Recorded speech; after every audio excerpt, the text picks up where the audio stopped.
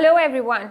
It's a bright and beautiful morning here in the city of Mumbai, the financial capital of our country. I am Disha Thadani, manager from the Intelligent Automation team at PwC India, and I'm here in a very special conversation today with two very senior leaders from our firm.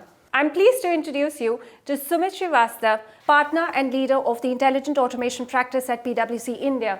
Sumit has over 2 decades of rich experience in helping organizations transform their processes through intelligent automation solutions. He also represents our firm at various industry forums as an SME of intelligent automation. Welcome, Sumit.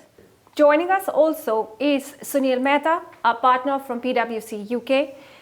Sunil has great experience in working with financial services clients, helping them drive their digital transformation agenda through the use of data, analytics, intelligent automation, and AI. Sunil has over 2 decades of experience in working with large global clients, and very recently he's led and delivered a large digital transformation program for a global bank, delivering savings of about £30 million per annum. That's a lot. Welcome, Sunil. Welcome, Sumit. Thank you. Two very senior leaders, both with a common passion for intelligent automation. Sumit will give us his perspective from a global point of view, while Sunil here will talk to us from a UK perspective. So Sumit, if I can come to you first. At present, the global markets are quite volatile. There's a lot of uncertainty. There are a lot of challenges. Where do you think are the opportunities for the digital transformation given this situation? That's a very interesting question, Disha. As we see the world today, we are having multiple challenges, right from high inflation, interest cost fluctuations, and the ripple effect of the Ukraine war. I think so the world, while it's grappling with all of those challenges, also see a lot of opportunities coming in its way.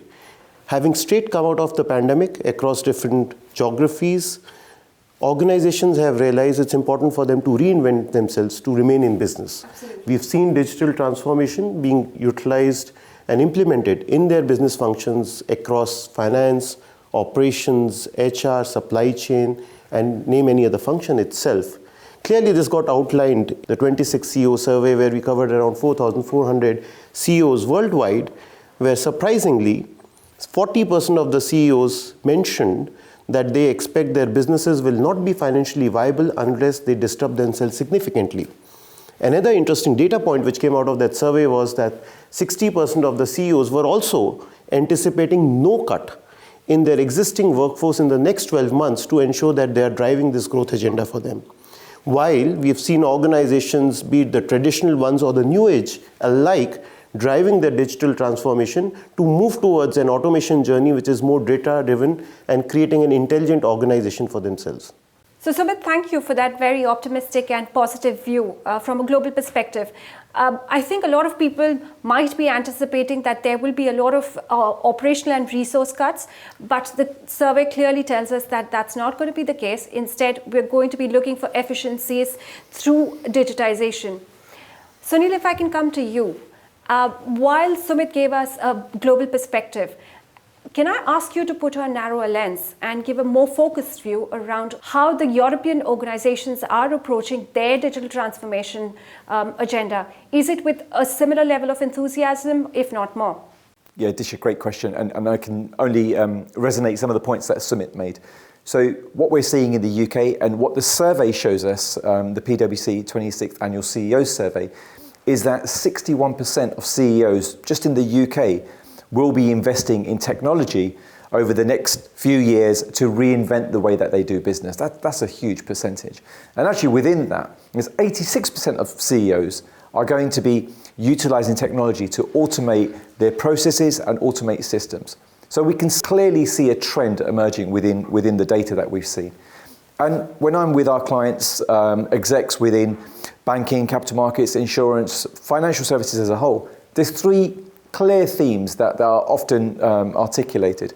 The first one is, how do CEOs, how do the large financial services institutes, how do they reimagine the customer experience by utilizing digital transformation? Secondly, how do major financial services institutes, how do they basically do more with the same employee base that they currently have, and we see more trends around that. And finally, the age-old question of how do we reduce operating cost. Sure. So those three themes we're seeing clearly play out in the UK, and they resonate with the global studies as well.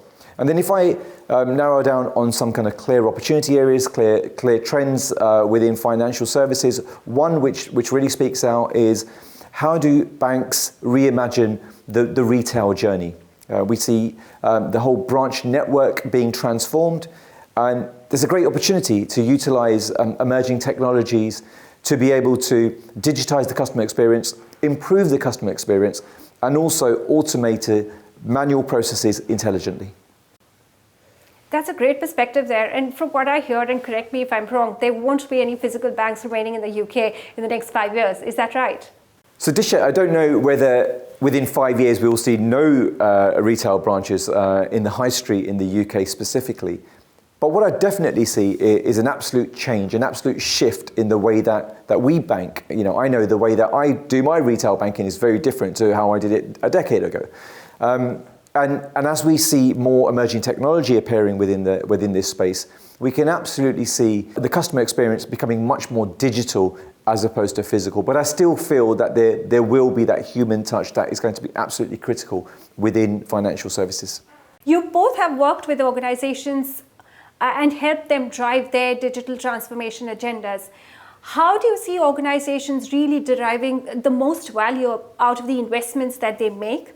And the second part to my question is, who do you think is the right partner that they can engage with? I'll go on this first. See, bringing in a digital transformation within an organization at a large scale is like changing your DNA. And when you're changing your DNA, it's not just a technology play. You need to look at people, process, and technology.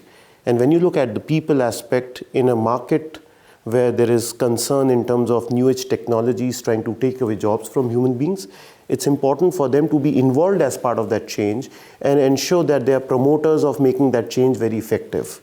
When I look at from a process standpoint, it's no longer that you're going to just standardize and simplify your processes, but you may also reinvent some of the processes, looking at the technology which you have available with you in today's time.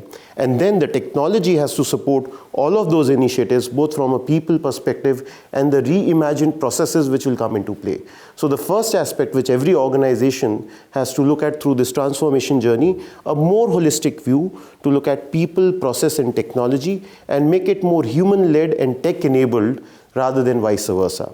The second part in terms of ensuring that while they are taking this initiative forward, it needs to build trust with your stakeholders. And when I say stakeholders, it's not just the promoters or the shareholders, but also your internal employees and your end customers to communicate that with empathy and ensure they are involved in making this change a successful one. And while doing that, you also need to ensure that you're building sustained outcomes. Now, coming to the second point of your question to say what kind of partner you should look like, when you're looking at driving a large-scale digital transformation, where you need to have a partner who can help you with both in terms of people, process, and technology, it's not just a play where you can bring in just partners for doing strategy or looking at partners who will do the implementation part of it. I think so organizations today clearly realize that they need a partner who can help them right from strategy through execution, who brings in the domain expertise, sits down with them, help them in the art of possible, reimagining the way their organization would function in the future, looking at the changing landscape of their competition, looking at the changing requirements or the expectations from their end customers, and redesigning their processes. Once the processes have been redesigned, how do you look at the complete technology landscape? And if I bring a reference, generative AI technologies, today everybody is talking about how that's going to disrupt the way I am delivering and having interactions with my customer base as well as with my employees. Bringing all of them into play together to deliver the kind of elevated customer experience service, some of the examples which Sunil gave us in previous question. So clearly a partner which brings in domain expertise, process understanding, right kind of strategy, understanding of technology play at large, and being able to successfully implement those technologies and track those benefits and make that change stick. Absolutely. And what about your view, Sunil? Yeah, so look, I can only build upon what Sumit's covered, and I think they're all really key points. For me, there's 3 or 4 key areas that I've seen throughout the last few decades of working on some major digital transformation projects. But I think the key word here is what you used in your question, which is partnering, right? And partnering is absolutely critical because this is a journey. This isn't a small one-off, project or engagement or whatever we want to call it. And where we've seen this work really well is when the organisation partners, with the chosen organisation that they're working with. And I think there's 3 or 4 key components of this. The first is based around actually being very agile in the way they're working with their partner. Often what I see is clients, they want to start small, they want to start in specific areas and then ramp up quite quickly.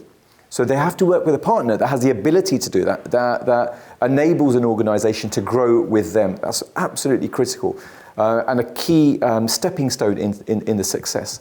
I think the second is to ensure that the partner is bringing the right thought leadership. Right? Bringing the right thought leadership in not just technology, but also, as Sumit talked about, the process expertise, which is absolutely critical. Because this is much more than just a technology-led program. It's understanding how you reimagine, for example, your lending process or your retail banking process, which I've already talked about, and bringing new ways of thinking around that. And finally, I think what's absolutely critical as we look at helping our clients digitally transform their business is how does that affect the culture of the organization? Sure. And how does that affect the people, the employees, as well as the end customers? So I think when we put all of those components together, choosing the right partner has to tick each one of those boxes. And I'll just give you one more example. What we've seen over the last decade and beyond, especially when we look at automation interventions, we've seen a lot of point transactional type of solutions utilizing basic automation technologies like RPA, for example, which have made minimal benefit, minimal impact within an organization. But actually, through our experience, through working across many different industries, and bringing a data-led lens, which allows an organization to look at a function from a top-down view as well as a bottom-up, that gives you a much more bigger opportunity to transform a complete function, as opposed to just make very small incremental changes, which then will make a much bigger impact within an organization. Sure. So what I'm hearing from both your responses is that engaging with the right partner is really the way to go about it. And the partner is actually supposed to serve as an extension of your own organization to be able to add value in those specific areas. Which leads me to my next question. So PwC is a global organization, and how do you think we are placed to help our clients drive their automation or digital transformation agendas? What is the leverage that we have? So maybe, if I take a step back and say, when you look at the organization, some of the large global organizations, they have their footprint in multiple countries. And it's important that as they are driving their transformation agenda, it's not just limited to what's happening in US or in UK, but also has an impact of many of them having large shared service centers in countries like India. So hence having a coordinated approach of how the whole transformation would play like. Because while you're making changes in that DNA, it needs to go right from front office to middle office to back office, and many of these teams are distributed across the globe. So it's important that your partner can bring in a coverage to a global scenario across different countries. The second aspect, which is also becoming very critical need of the hour, is to ensure that the partner is able to seamlessly bring in similar expertise in each of those territories. Because when we are starting off the journey and you're looking at strategy, the consistency of how you are delivering those transformations, starting from country A to country B to country C in a more standardized format, bringing in the similar ways of working becomes absolute critical to bring in similarity of the way of execution is happening. The third aspect, which will also be important, is to have a right kind of model where you are working closely with their head office to their regional offices and their local delivery centers effectively to drive that change and make that change stick within their organization. So a global coverage with standardization of approaches and connected teams is something which I have seen in my experience played very well in terms of how PwC has effectively helped many of the organizations. Yeah, maybe I'll bring that to life a little bit more with a real example that I'm currently working on, actually. So this particular client, global bank, one of the largest banks in the world, is looking to transform the way they do wealth management. Right. And through that process, working with the stakeholders, we have stakeholders in Asia Pacific, in Singapore, but the process is actually being run out of India, in Chennai, here in India, with components in Malaysia, in Thailand, as well as Singapore, but with the end customer being based in the UK, right? So this is a real global engagement that we're working on. And through the power of what we bring as a network and through our coverage across all these client locations, we're able to sit with a client in each one of those locations, understand exactly what they're trying to achieve, bring local expertise, and really bring the best of our firm to the client. I think that's one point. The second point is that we also know that we can't do everything. So through our reach, through our network, we're also able to bring the best of our ecosystem, which is really, really important, especially in this fast-moving area of intelligent automation, AI. Sumit touched on generative AI, yes. And every client conversation I go into now starts with what can we do with ChatGPT, for example. Yeah. But it's very important for us to keep our ears to the ground in terms of where the startup ecosystem is heading. What are the new technologies that we can look at, we can evaluate, and then we can bring the best of breed to our clients to really help them along their journey. Thank you for sharing your perspective. So what I'm hearing from the both of you is the right partner is one which brings in the right blend of global expertise, but still gives you a more local view and gives you the right balance of people, process, and technology. Which brings me to my last question. Looking to the future, what in your view is an organization of the future? What does an organization of the future look like? From a technology perspective, of course. Very interesting, and Disha, let me answer that with few examples. We were working with a large global organization and they wanted to transform each of their various business functions. So we started off with brainstorming sessions and said, let's assume there is no limitations from a technology standpoint. What is the wish list? And we had conversations. I'll take an example of how the CHRO said. He said that, I work with supporting various internal teams in terms of promptly responding and fulfilling the requirements which are coming to me from a hiring perspective. How do we resolve that problem?